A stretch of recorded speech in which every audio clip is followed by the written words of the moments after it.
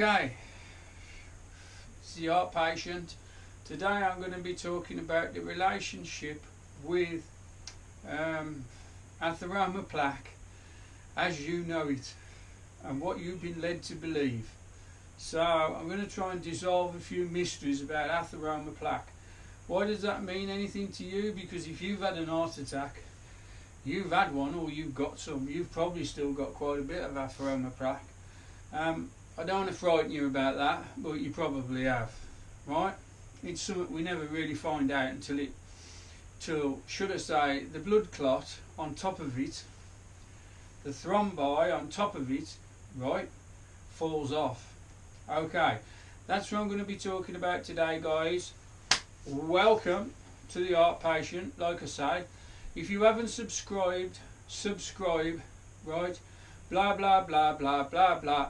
You know the way it works, right? But you're getting lots of information, and like I always say, next time you're in the chemist, go find the free counter. You won't. Ooh, the little train at Chasewater. Okay, let's get going without further ado. Now, I'm going to use my roller, my myofascial release roller, you wished. My myofascial release roller to demonstrate about Atheroma Plaque, the thing that actually gives you the painful process of the heart attack. Like I say, the thrombus breaks off the top of it, and in it goes and lodges in a bifurcation or a much smaller artery, and boom, boom, you know. So if you've just had an heart attack, you're lucky, great. You had a skilled surgeon who did wonders for you, and some great nurses. Great, truly great. Trauma-based medicine, you will very rarely hear me talk down about it. It's great. I'm a complete result of trauma-based medicine. I'd like to make that clear. While I'm on, big shout out to the nurses of Good Hope Cardiac Care. Big shout out for those nurses. Good Hope Cardiac Care, the nurses. Great job. With that said, let's move on. So, this is your artery, right? There's your artery, and if you think about it, this is always done under pressure. This blood flow that travels down here is always going to be high. And the reason I say that is because a typical Western diet, right, will drop lots of calcium into your bloodstream. Now, if you don't know what a typical Western diet is, right, the biggest growing food, takeaway food, over the last few years has been pizza. So, pizza's on a typical Western diet because pizza's full of what? White flour. Okay? Fish and chips are on a typical Western diet, right? Now, when I was a lad, I remember going to the fish and chip shop every Friday, and it was fantastic. Since I've had my heart problems, I've never done it since, because obviously I went looking for what brings about heart problems on. Now, chip shop owners, don't call me up for God's sake. Don't call me, right? I don't want any trouble, right? No trouble in this channel, okay? But you get the picture. Typical Western diet, or Coca-Cola, right? I'll be talking about all these products in depth from week to week, so stay tuned because it's all interesting stuff, and I think it can help you from day to day, right? You can make well-informed day-to-day changes to your diet. Okay, let's get back to the artery, right? Let's get back to the artery. Now, this is pressurised, this blood flow, right? And let's suppose we've got some antioxidants, right? Nasty antioxidants I'll do a video on antioxidants, guys, and I'll explain it very simply. Everything will be explained so you understand it for once in your life. Eh? Once in your life you'll understand why you had an heart attack. Okay, that's the whole idea, okay? I'm always going to talk to you like you're an adult, right? I'm never going to talk down to you. And I would never insult any of you. Thanks all of you for watching the videos. They're a pleasure to make. Okay, we've got an antioxidant, and it's under pressure, high blood pressure, in the bloodstream, an antioxidant. Now the antioxidant could be an heavy metal. I'm going to do a video about that. I'm going to do, heavy metal, bang up the side of the endothelial lining, right? The damage is done, right? No sooner the damage is done, and the whole system gets turned on, and the bloodstream quickly senses it, right? And so fibrinogen and clotting agents come along, right? And the first thing they want to do is seal the artery up, right? Now this is the beginning of an atheroma plaque. Just how the heart attack comes about, right, is a matter of time. There's a time period going on here, guys. No one talks about it, but it's a time period, okay?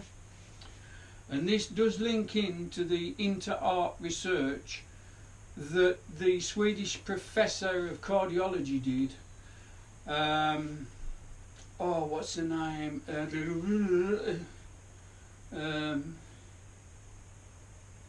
Inanka Rosengren. Inanka Rosengren did an inter-art study, and it was quite interesting. Well, I've done a video on that, and you can link to. I'll show you the links to that one. You can find that one. Okay. Right. Let's get back to this. Right. So therefore, you've done the damage. The fibrinogen comes along, and many clotting factors, because they've got to repair this damage. Right. Now, like I say, most people think from that point on, an atheroma plaque, right, somehow sticks there and gets bigger each time, and you end up with something like that, right? What I'm trying to say, guys, is that is not true. Sorry, it don't work that way, right? It actually doesn't work that way, right? Because your body has a really set of clever cells in the bloodstream ready to go at any time. They're made in the bone marrow with all the other white blood cells and important stuff, right? We'll be talking about that at some point. Anyway, they're made in the bone marrow, and they're called virgin endothelial or vascular pro-genitor cells. Now, for many years, these went unnoticed until quite recently, regards medical times.